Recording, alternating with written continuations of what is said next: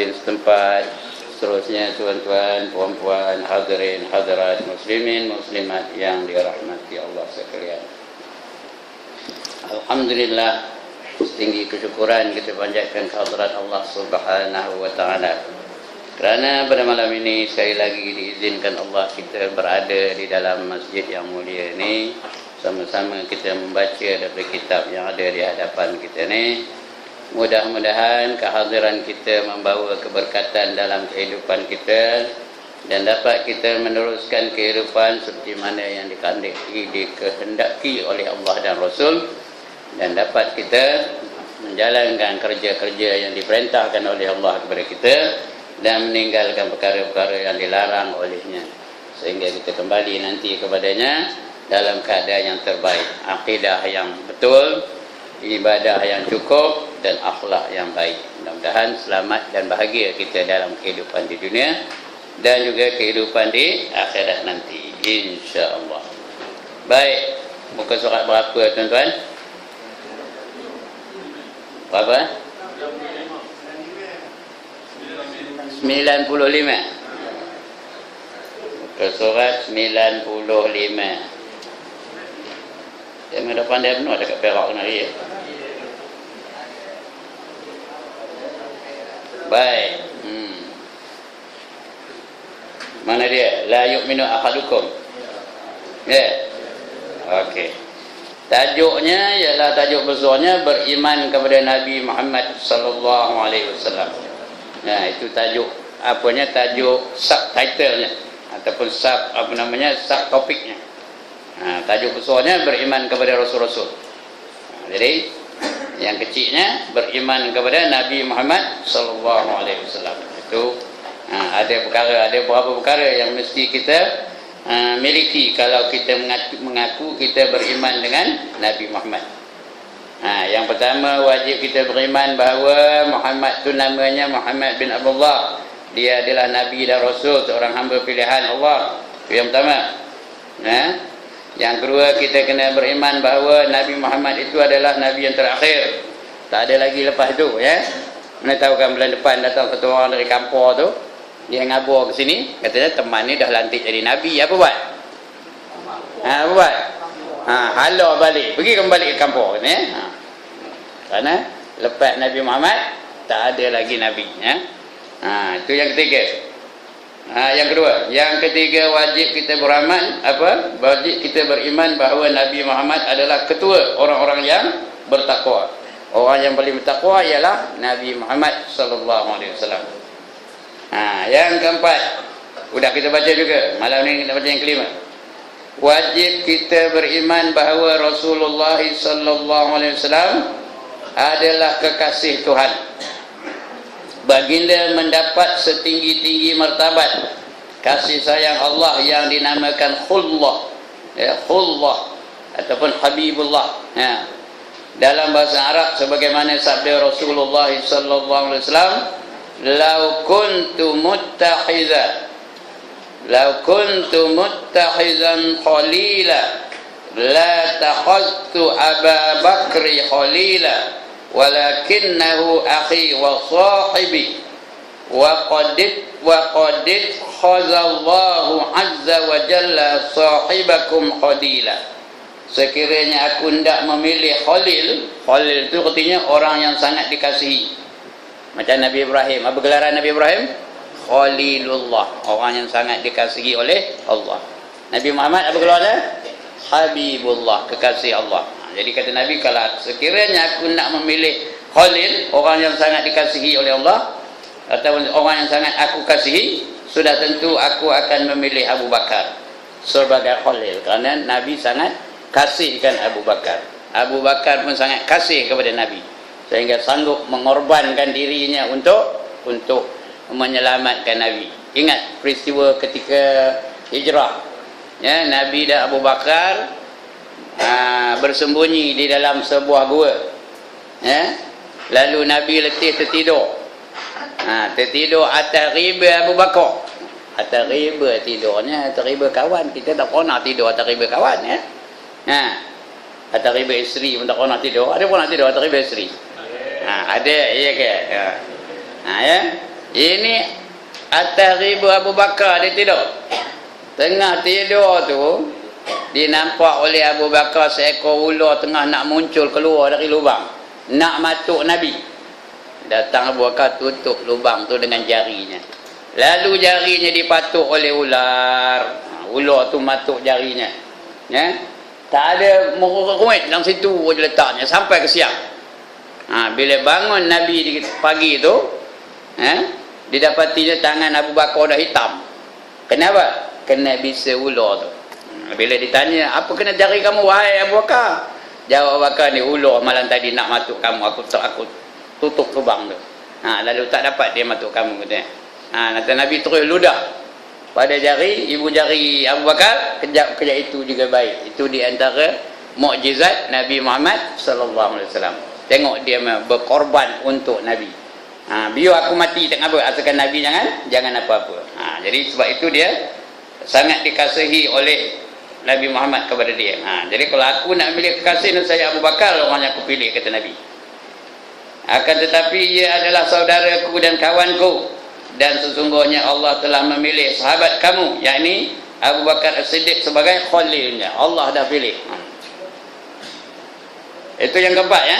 Yang kelima, demikian pula wajib kita yakin bahawa baginda diutuskan kepada semua golongan jin dan manusia, dengan membawa kebenaran dan petunjuk. Nabi Muhammad tu bukan untuk orang Arab saja, bukan untuk manusia saja, tetapi untuk seluruh alam. Nabi Muhammad itu adalah untuk seluruh alam. Apa kata Allah? Ya qaumana ajibu da'iyallahi wa aminu bih yaghfir lakum min dhunubikum wa yujirkum min azabin alim. Serombongan jin itu berkata, hai kaum kami, terimalah seruan orang yang menyeru kepada Allah dan berimanlah kepadanya, nescaya Allah akan mengampuni dosa-dosa kamu dan melepaskan kamu daripada azab yang pedih. Itu jin tu ketua dia ngabur kepada member-member jin-jin itu. Kau berimanlah dengan orang ni. Percayalah dengan apa yang dikatakannya, nescaya Allah akan ampunkan dosa-dosa kamu. Kerana Nabi Muhammad itu bukan untuk orang Arab saja, bukan untuk manusia saja, tapi untuk seluruh alam. Wa ma arsalnaka illa, sambung, rahmatan lil alamin. Dan tidak aku utuskan kamu wahai Muhammad melainkan menjadi rahmat pada seluruh alam. Itu dia kena yakin itu. Bukan hanya untuk orang Arab saja, bukan hanya untuk orang manusia saja, tetapi untuk seluruh alam ni. Baik, kemudian seterusnya, baginda adalah utusan Allah untuk sekalian manusia. Bukannya orang Melayu aja, bukan orang Cina aja, bukan orang Arab aja, bukan orang Jepun aja, tapi untuk seluruh manusia.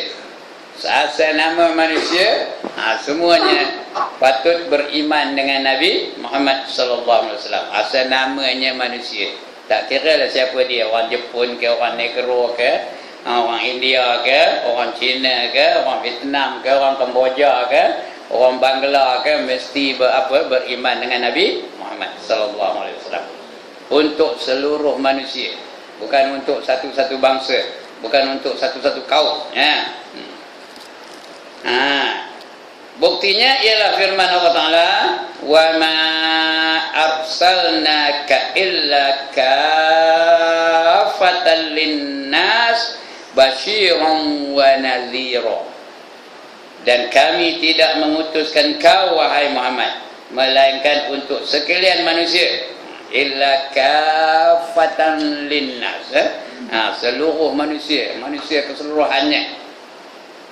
Apa kuatnya? Basyiran wa nadhira. Basyiran itu artinya memberi khabar gembira, wa nadhira tu dan memberi khabar yang menakutkan. Itu kuatnya Nabi, beri kabar gembira untuk orang-orang beriman dan beramal soleh, dan beri juga berita yang menakutkan, peringatan kepada mereka-mereka yang kufur dan maksiat. Itu Nabi Muhammad tu kena yakin tu, kena beriman tu. Orang yang beriman dengan Rasul kena beriman bahawa Nabi itu diutuskan untuk dua sebab.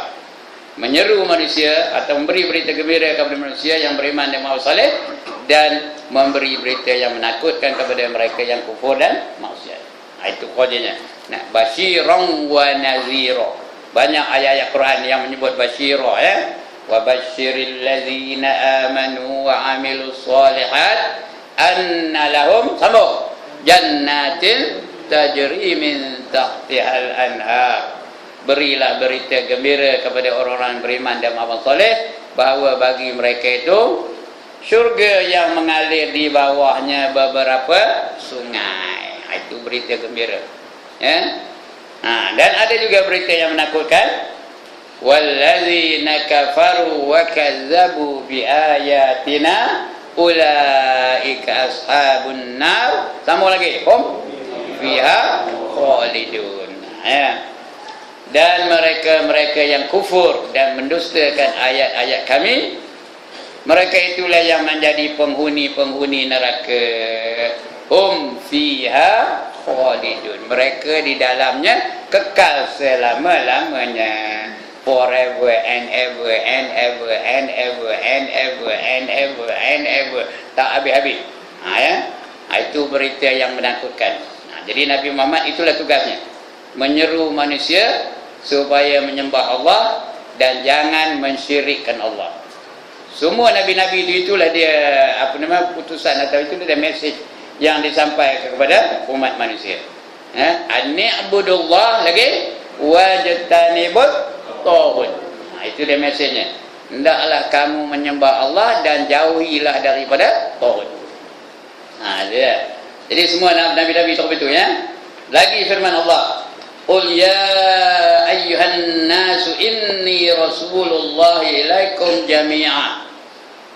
Qul, katakan, ya ayyuhan nas, wahai manusia, inni, sesungguhnya aku, Rasulullah ilaikum, kepada kamu. Aku ni Rasulullah kepada kamu, jami'an, sekalian kamu.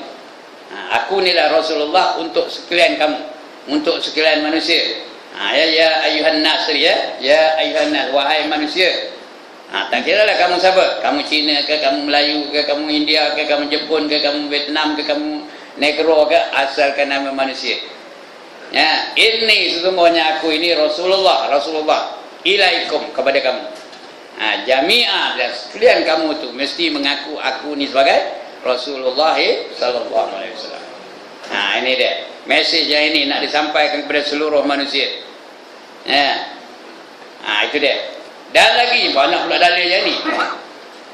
Banyak pula dalilnya lagi, ya. Yang ni apa? Katakan yang tadi qul ya ayyuhan nas ni. Katakan hai manusia sekalian, sesungguhnya aku ini adalah Rasulullah kepada kamu sekalian.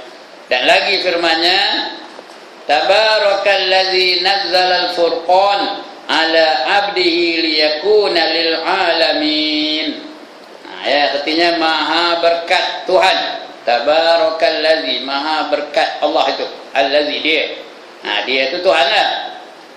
Nazzalal furqan, yang menurunkan al-furqan. Al-furqan itu Quran lah. Di antara nama Quran itu ialah al-furqan, yang membezakan antara yang hak dengan yang batil.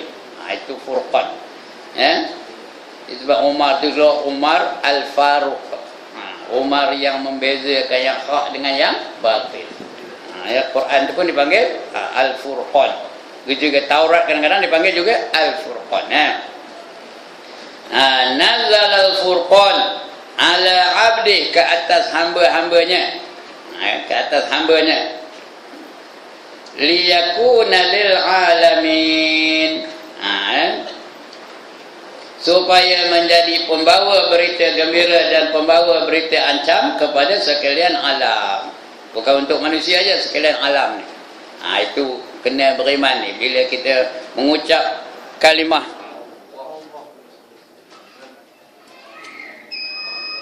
Alhamdulillah. Bila kita sedar elektrik ni sebagai nikmat, bila kita sedar adanya kuasa elektrik sebagai nikmat, bila dah padam baru sedar. Bila datang balik baru berdebu katanya. Bila kita sedar mata itu sebagai nikmat, bila kita sedar mata itu sebagai nikmat, bila udah buta baru sedar mata itu rupanya nikmat besar.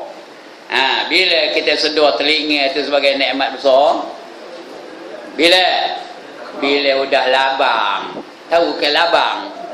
Ya Allah, dia tak tahu labang. Baru sedar bahawa itu adalah nikmat yang besar dari Allah Subhanahu wa taala.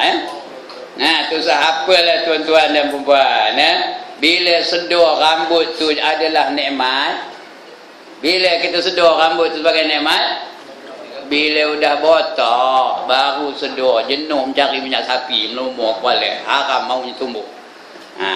Bila dah hilang baru tahu. Bila sedar kaki itu sebagai nikmat, bila terasanya, bila udah lumpuh. Sebab itu orang lumpuh tu duduk atas kerusi roda, selalunya dia duduk di mana? Mana duduknya? Di pintu, di muka pintu tu duduknya, nengok orang lalu lalang. Nak ke mana tu? Nak ke masjid ke? Pergilah, teman dah tak lalu katanya. Padahal masih dia tengah kuat tu tak boleh ni, jalan tak lah orang-orang azan bila tak beli. Ini pun pintu juga. Bila padam lampu tadi pun baru terasa nikmat elektriknya. Bila dah hilang dari kita baru terasa. Bila terasa ibu bapa itu sebagai nikmat, bila mereka dah tak ada, baru terasa. Itulah. Baik, sambung lagi. Tabarakalladzi nazzala al-furqana ala 'abdihi liyakuna lil 'alamin nazira. Maha berkat Tuhan yang menurunkan Al-Furqan, iaitu Al-Quran, kepada hambanya supaya menjadi pembawa berita gembira dan pembawa berita ancam kepada sekalian alam. Nazira tu berita yang menakutkan. Kemudian itu ayat Quran. Tengok sampai berapa ayat? 1, 2, 3 ayat. Menandakan Nabi itu ada tugas tertentu untuk manusia, untuk seluruh manusia dan juga untuk seluruh alam.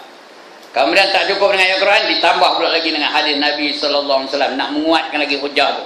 Patutnya bila Al-Quran tu dah lah tu. Dah yakin lah tu ya. Tapi nak menguatkan lagi supaya jangan ada ragu-ragu. Jangan ada syak lagi, jangan ada apa?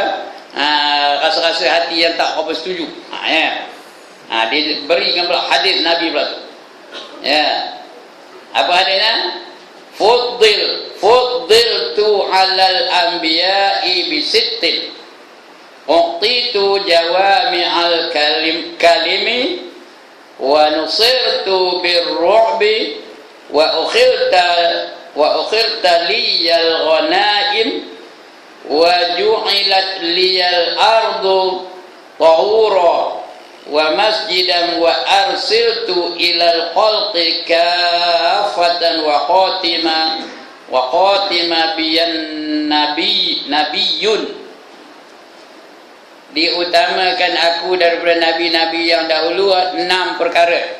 Diutamakan Nabi Muhammad daripada nabi yang sebelumnya, diutamakan Nabi Muhammad daripada Nabi Isa, diutamakan Muhammad daripada Nabi Musa, diutamakan Muhammad daripada Nabi Harun, diutamakan Muhammad daripada Nabi apa lagi? Nabi Ibrahim dan juga nabi-nabi sebelumnya. Ada 6 perkara.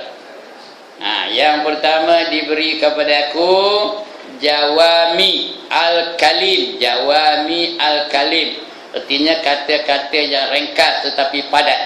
Jawami'ul Kalim. Jawami'ul Kalim. Jawami' tu sebenarnya bukan mi aja. Jawami' Al-Kalim. Kalimah yang ringkas tetapi padat. Diberi kemenangan kepada aku lantaran kegerunan seteru. Nabi Muhammad tu menang bukannya dia kuat, bukannya dia handai bersilat, tapi orang nengok dia udah takut. Dia ada psychological advantage. Tahu apa arti psychological advantage? Nak berperang dengan orang Islam tu, belum perang udah rasa kalah dah. Habislah kita. Boleh perang tu kalah.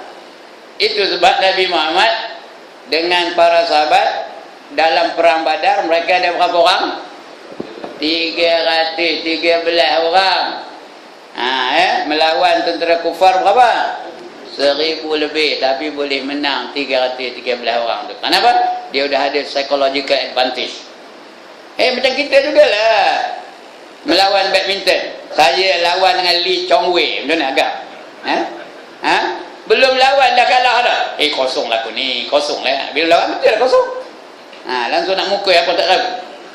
Begitu juga tuan-tuan, buat pasukan bola. Pasukan kesebelasan Taman Samudra. Itu berlawan dengan pasukan negara Brazil lah, benar? Benar? Di situ ada Ronaldo, di situ ada siapa lagi? Entah, saya dah tak ingat nama-nama. Dulu ingatlah. Belum lawan lagi dah rasa kalah. Begitulah orang Islam dulu, ya. Itu sebab kata Allah dalam ayat-ayat lain, kata kalau kamu ada 10 orang yang sabar akan mengalahkan 20 orang kufar. Kalau ada kamu 100 orang yang sabar akan dapat mengalahkan 1000 orang kufar. Kerana Allah bagi rasa gerun kepada orang-orang kafir itu terhadap orang Islam, ya. Orang kafir itu rasa gerun terhadap orang Islam. Hari ini terbalik. Orang kafir tak ada takut dengan orang Islam. Ya. Malahan orang Islam pula rasa gerun dengan orang kafir. Takut aja nak menyakiti hati orang kafir. Apa pula kata orang kafir tu? Apa kata orang kafir tu? Apa kata orang kafir tu? Ia dah berlaku hari ini. Ini yang berlaku hari ini dah. Allah terbalikkan. Allah dah hilangkan rasa gerun dia dari hati orang kafir. Kenapa? Mengapa? Sahabat tanya Rasulullah. Kerana orang akhir zaman nanti, orang Islam ni dia ada satu penyakit. Apa penyakitnya? Al-wahnu. Apa itu al-wahnu? Wa mal wahnu ya Rasulullah? Tanya sahabat. Apa jawab Nabi? Hubbud dunya wa karahiyatul maut. Itu dia penyakit orang Islam akhir zaman. Ya. Adakah mereka ketika itu sedikit bilangannya? La, kata Nabi. Bahkan mereka itu ramai. Tetapi ramai mereka itu seperti buih di lautan. Macam buih di lautan. Buih belaga dengan kapal, siapa menang? Kapal ke buih? Ya Allah, tak tahu dah meh. Kapal lah menang. Buih belaga dengan kapal. Kapal ke buih menang? Kapal lah menang. Buih belaga dengan sampan, siapa menang? Sampan ke buih? Sampan menang. Ya, buih belaga dengan rakit, siapa menang? Rakit menang. Tak usah rakit lah, itu kuat penuh. Buih belaga dengan lidi, siapa menang? Tak tahu dah mah. Siapa menang? Buih ke lidi? Lidi menang. Itulah dia. Kenapa? Sudah tak ada rasa gerun orang kafir itu terhadap orang Islam. Kecuali bila di akhir zaman nanti, bila orang Islam betul-betul bangun, masa ketika itu baru orang kafir tu takut. Sekarang ni baru nak mula lah, baru mereka rasa gerun dengan orang Islam, ya. Di antaranya orang Yahudi sudah gerun dengan Brigade Al-Qassam, risau dengan Brigade Al-Qassam. Itu dalam peperangan 51 hari dulu, hari-hari mereka melobi Amerika supaya Brigade Al-Qassam ni bersetuju untuk gencatan senjata. Ya, kerana mereka ni dia tak tahu dari mana datang, tiba-tiba ada aja, tembak lagi ada lagi, tembak lagi ada lagi, tembak lagi ada lagi. Begitulah, kerana mereka bercita-cita nak mati. Malahan manakala orang Yahudi tu takut mati. Dia terbalik. Orang Yahudi takut mati, tapi Brigade Al-Qassam tu memang nak mati. Maka dia memang dilatih apa tu? Nak diterbalikkan hadis Nabi tu. Tak ada al-wahnu lagi. Al-wahnu tu apa? Hubbud dunia wa karahiyatul maut. Itu al-wahnu, ya. Ini diterbalikkan, mereka ni dilatih. Tak ada lagi hubbud dunia, hubbul maut wa karahiyatud dunia. Faham ke ni? Hubbul maut artinya apa? Cintakan mati. Wa karahiyatud dunia. Apa arti wa karahiyatud dunia? Bencikan dunia. Itu sebab kita tengok mayat-mayat yang dah dibunuh orang Yahudi itu senyum aja. Tak pernah tengok ke mana? Dalam internet kan nampak, udah mati tu senyum, nyongongin ni, ya Allah, ya. Macam tak ada apa-apa, macam tengok Maharaja Lawak senyum aja. Pasal apa? Pasal orang yang nak mati tu, mereka dah nampak tempatnya di akhirat. Di antara perkara-perkara yang berlaku ketika orang nak mati, dia nampak tempatnya di akhirat. Kalau dia ahli syurga, dia nampak syurga. Kalau dia ahli neraka, nampaklah neraka. Fakashafna anka ghita'ak fabasaruka al-yawma hadid, kata Allah dalam Quran ya. Pada ketika itu dia mendapat pandangan tembus dan mereka nampak tempat-tempat yang akan dihidupi oleh mereka selepas itu ya. Pada hari hadid tu, hari mereka kembalikan kepada akhirat, nampak tempatnya, nampak apa namanya, makanannya, nampak mahliganya, nampak kenderaannya, nampak pakaiannya, ya, nampak apa hiburan yang ada menunggu dia. Dan paling best nampak apa? Nampak apa? Bidadari. Udah ada menyolak mati tengok saya, nampak? Ya, nampak bidadari surga. Melambai-lambai je. Come to me my darling, katanya. Hendak kita nak? Hendak kena berjuang jalan Allah lah. Ya. Itu dia. Dia dah terbalik kan. Brigade Al-Qasam tu dah dapat apa? Dah terbalik. Dia bukan hubbud dunia, dia hubbul maut. Seronok nak mati. Wa karahiyatud dunia, dan benci kepada dunia. Jadi kita kalau hendak berlatihlah dengan Brigade Al-Qasam tu, insya-Allah ya. Mati syahid tu. Cuma nak dapat menjadi apa ahli-ahli Brigade Al-Qasam tu, apa kita ni rentilah. Ya, kriteria utamanya nak hafal Quran. Itu yang utamanya. Kalau apa kita ni baca wattin pergi keluar asri begini rentilah. Dia baca wattin summa radadnahu asfala safilin illa allazina amanu wa amilus solihati wa tawasaw bil haqqi wa tawasaw bis sabr. Itu dah menung. Bila pula aku baca wal asri, rentilah ya. Yang kuliah tak mau habis-habis. Wala ana abidum ma abattum wala antum abiduna ma abud wala ana abidum ma abattum wala antum abiduna ma abud wala ana abidum ma abattum wala antum abiduna ma abud. Letih orang belakang nunggunya. Ya. Di belakang tu ada seorang nak jual cendol. Apa hati imam ni tak ada habis-habis. Ya, wala ana abidum ma abattum wala antum abiduna ma a'bud. Tidak juga mau habis-habis. Sudah dia tak tahan. Lakum dinukum taramarika kata. Baru lakum dinukum waliyad akhti kalian. Kalau habis tu ya. Dia nak hafal Quran dulu. Dan dia mesti cintakan akhirat. Bencikan dunia. Itu dia ya. Baik. Okey. Itu yang pertama. Yang kedua, diberi kemenangan kepada aku lantaran kegerunan seteru. Musuh-musuh Islam takut dengan orang Islam. Yang ketiga, dihalalkan untukku harta ghanimah, iaitu harta rampasan perang. Hanya Nabi Muhammad saja yang dapat anugerah dihalalkan Allah harta rampasan. Nabi Muhammad dan tentera-tenteranya lah. Tapi mesti dibagi-bagikan oleh ketua dia lah. Bukan saja rampai aja dah. Dikumpulkan dulu. Jadi tentera-tentera tu ketua-ketuanya akan membagi-bagikan harta rampasan. Yang keempat, dijadikan bumi untukku suci dan tempat mendirikan solat.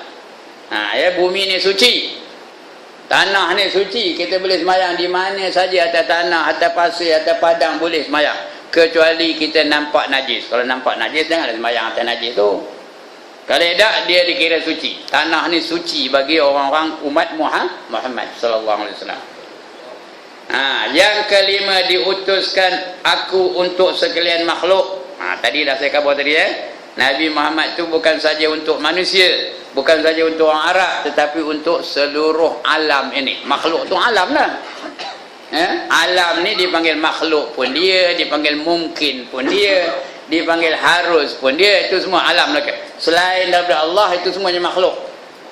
Allah tu khaliq, kita ni makhluk. Sekali lagi, Allah tu khaliq. Khaliq itu bukan minum tu. Pencipta. Kita ni makhluk dicipta. Kita ni dicipta. Jadi untuk seluruh makhluk, segala-gala selain daripada Allah. Dan yang keenam, aku penyudah sekalian Nabi. Tak ada lagi Nabi selepas Nabi Muhammad sallallahu alaihi wasallam. Kalau ada orang mengaku dia jadi Nabi, jangan terima, tolak. Seperti seorang yang bernama Mirza Ghulam Ahmad. Dia mengaku dia menjadi Nabi selepas Muhammad berdasarkan ayat Quran tu. Wa il qala Isa ibn Maryam ya bani Israil inni rasulullah ilaikum musaddiqan lima baina yadayya minat taurah wa basyiran bukan inni rasulullah ilaikum musaddiqan lima baina yadayya minat taurah wa basyiran bi rasulin ya'ti min ba'di ismuhu Ahmad. Bi rasulin ya'ti min ba'di ismuhu Ahmad. Ingat ketika Nabi Isa ngabarkan, memberitahu kepada kaum dia, wahai kaum aku ni adalah nabi untuk kamu, dan selepas aku nanti ada lagi seorang nabi yang namanya Ahmad, min ba'di ismuhu Ahmad, dengan namanya yang bernama Ahmad. Kata Mirza Ghulam Ahmad, akulah Ahmad tu. Nama aku Mirza Ghulam Ahmad, akulah tu kata. Jangan percaya ya. Kerana tidak ada nabi lagi selepas Nabi Muhammad. Gitu juga kalau ada orang ngaku jadi nabi Melayu, ada tak? Ada orang ngaku jadi nabi Melayu, jangan percaya. Kecuali kalau orang itu mengaku dia di akhir zaman nanti, kita ada dia mengaku dia menjadi Nabi Isa alaihissalam. Tapi setelah munculnya Dajjal, setelah munculnya ataupun zahirnya Imamul Mahdi, datang Nabi Isa mengaku dia sebagai Nabi Isa. Yang itu jangan terima terus, jangan pula tolak terus. KIV, tahu apa arti KIV? Apa arti KIV? Keep in view. Tengok dulu. Ya ke dah. Kalau tampil dia cakap punya orang kamu gajah, jangan percaya. Kerana dia bukan orang kamu gajah ya. Dia bahasa apa? Bahasa Ibrani. Itu bahasa dia, bahasa Hebrew zaman dulu tu ya. Itu bahasanya. Ataupun cakap bahasa Arab boleh lah. Kalau dia memang daripada Timur Tengah. Tapi kalau tampilnya teman le Nabi Isa, jangan percaya ya. Tentu bid'ahnya tu. Okey. Itu 6 perkara kelebihan Nabi Muhammad di atas nabi-nabi sebelumnya ya. Itu yang kelima ya. Yang keenam. Kita wajib, kita diperintahkan supaya kasih kepada baginda lebih daripada kasih kepada ibu bapa, anak pinak hingga kepada diri sendiri. Ini dia. Kita kena kasihkan Nabi Muhammad lebih daripada kita kasihkan kepada ibu bapa kita, lebih daripada kita kasihkan anak-anak kita, lebih daripada kita kasihkan diri kita sendiri. Sabda Nabi SAW, la yu'minu ahadukum hatta akuna ahabba ilaihi min walidihi wa waladihi wan nasi ajma'in. Hadis ni muttafaqun alaih. Apa katanya? Setuju, sepakat antara dua perawi ni, iaitu Bukhari dan Muslim. Muttafaqun alaih. Tidak beriman. Ini dia malam ni tajuknya sebenarnya. Ini dia malam ni. Bahawa kita ni tidak dikira orang yang beriman sehingga kita mengasihi Nabi Muhammad lebih daripada kita kasihkan ibu bapa kita, lebih daripada kita kasihkan anak-anak kita, lebih daripada kita kasihkan diri kita sendiri. Kerana Nabi Muhammad sebut begitu ya. Tidak beriman seorang kamu sehingga ia kasihkan kepadaku lebih daripada bapanya, lebih daripada anaknya dan manusia sekaliannya. Abdullah bin Hisham berkata, kami bersama-sama Rasulullah sallallahu alaihi wasallam. Ketika itu baginda memegang tangan Umar Al-Khattab radhiyallahu anhu. Umar bin Khattab ni radhiyallahu anhu, jangan sebut radhiyallahu anhuma, pasal Al-Khattab tu belum Islam lagi.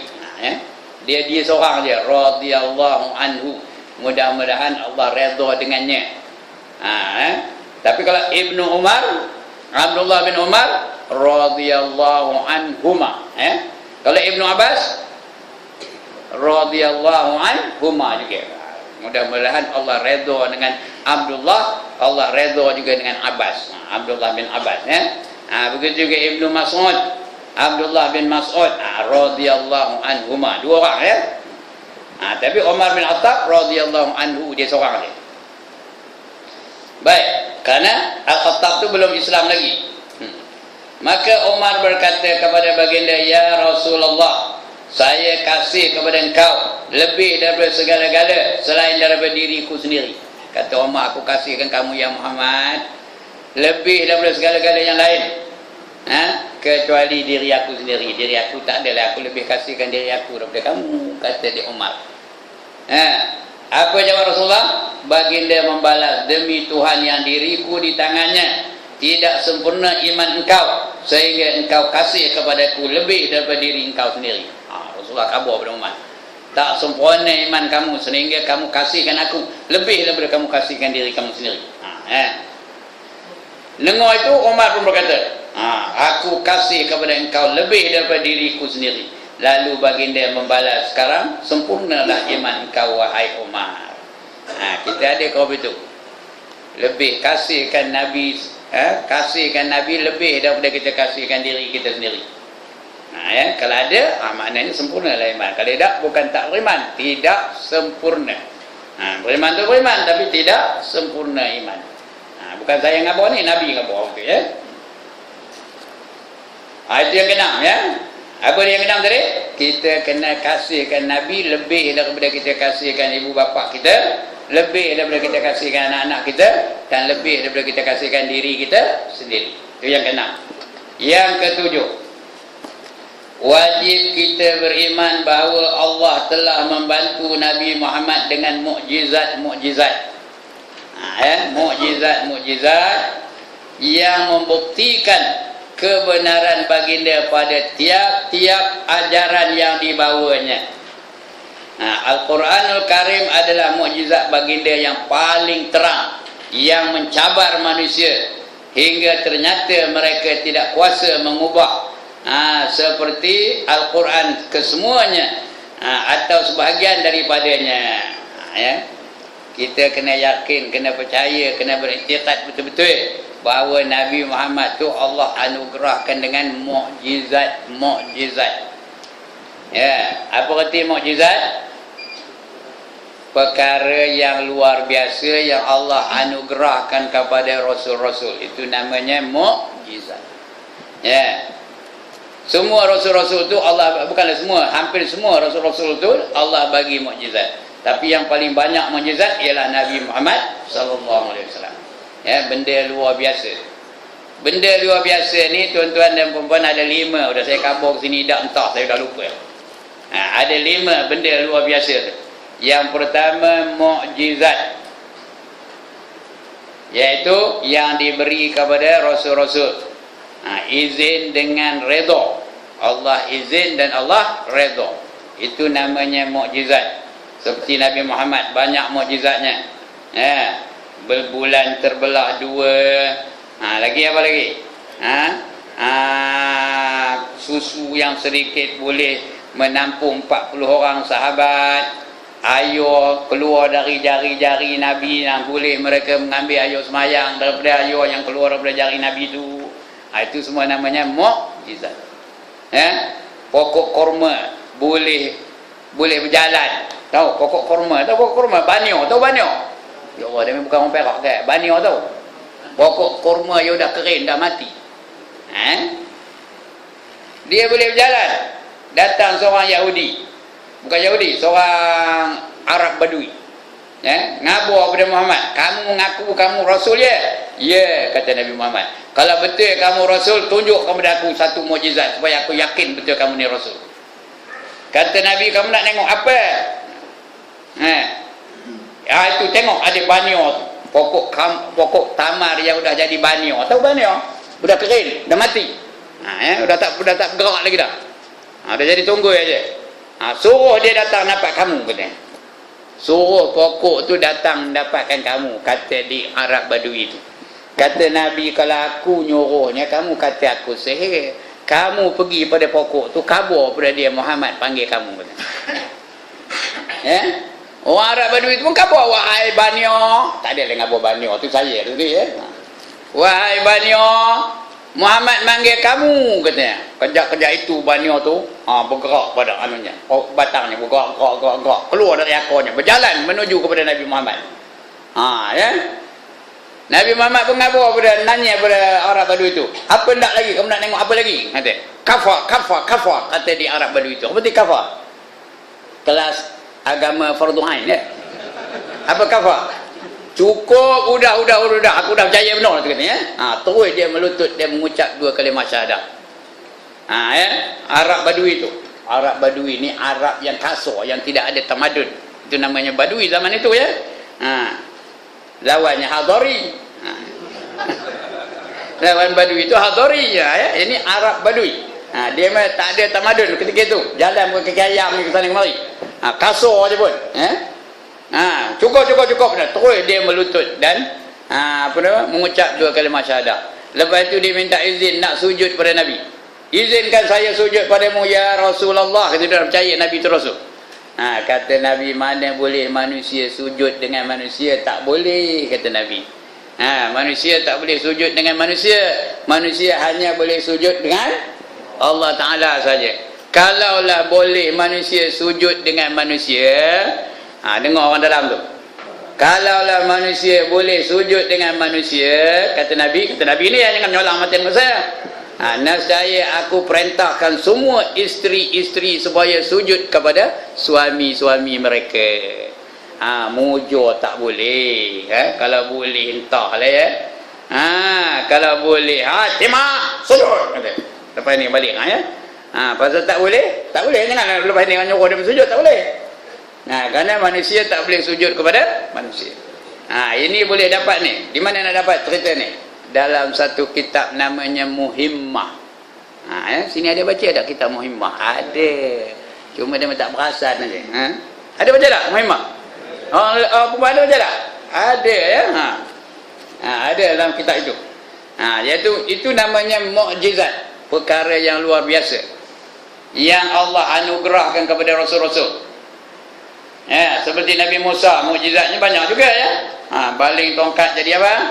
Jadi ular. Empuk tongkat tu kepada batu jadi timbul apa? Keluar apa? Keluar mata air, 12 mata air timbul. Empuk laut dengan tongkat jadi apa? Jadi apa? Jadi highway. Ada 12 lorong tu, highway. Boleh menyeberang. Dan itu mukjizat kepada Nabi Musa. Nabi Ibrahim ada tak mukjizatnya? Ada tak? Ada.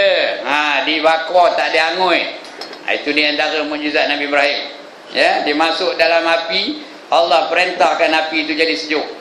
Qulna ya narukuni bardan wa salaman ala Ibrahim, kata Allah dalam Quran ya. Berkata kami, wahai api, jadi kamu sejuk dan selamatkan ke atas Nabi Ibrahim. Sejuk api itu. Relax aja dia dalam, nyongin aja dia. Bila dah padam api tu, orang ingat dah kentung Nabi Ibrahim, tengok-tengok dia nyongin aja. Wah, pun tidak. Comot pun tidak bajunya. Itu Nabi Ibrahim. Ada mukjizat. Itu namanya mukjizat ya. Siapa nak nerangkan boleh lah. Balik kang unggun api besar-besar masjid ni. Lepas tu baca qulna ya narukuni bardan wa salaman ala Ibrahim. Lepas tu masuk dalam. Boleh try lah lepas ni. Siapa nak try angkat tangan?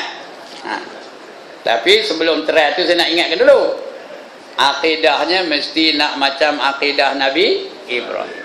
Akhlaknya mesti nak macam akhlak Nabi Ibrahim. Ibadahnya mesti nak macam ibadah Nabi Ibrahim. Kalau tidak, tahu ke kalau? Kalau tidak, masuknya orang, keluarnya orang. Ini mukjizat ya. Begitu dengan Nabi Isa, ada mukjizat juga kan? Ada tak mukjizat Nabi Isa? Disapunya mata orang buta tu dah celik. Lagi dia peluknya orang yang lumpur tu udah boleh bangkit, boleh berjalan. Orang penyakit kusta disapunya dah hilang penyakit kusta tu. Itu Nabi Isa. Nabi Isa mukjizatnya banyak dalam bentuk perubatan.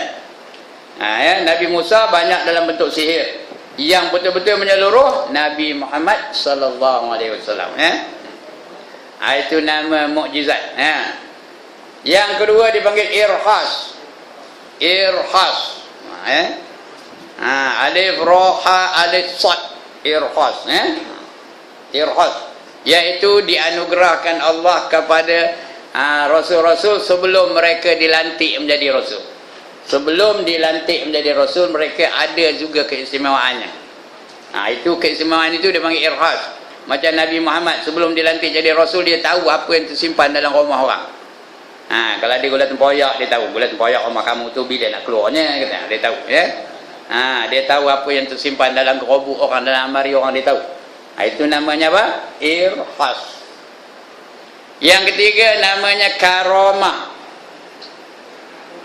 Karamah kita sebut keramat. Karamah iaitu Allah anugerahkan perkara yang luar biasa kepada wali-wali Allah. Seperti wali-wali Allah lah, Ibrahim bin Adham umpamanya, wali Allah tu. Ataupun Imam Syafi'i itu wali Allah lah tu. Imam Hanafi, Umar ibn Khattab, sahabat tu semua wali-wali Allah lah tu. Umar tu wali tu tau. Dia kadang-kadang ada benda-benda yang pelik yang Allah anugerah kepada dia. Tengah dia berkhutbah Jumaat, tengah sedang tu, ittaqullah ya ayyuhan nas ittaqullah. Tengah itu dia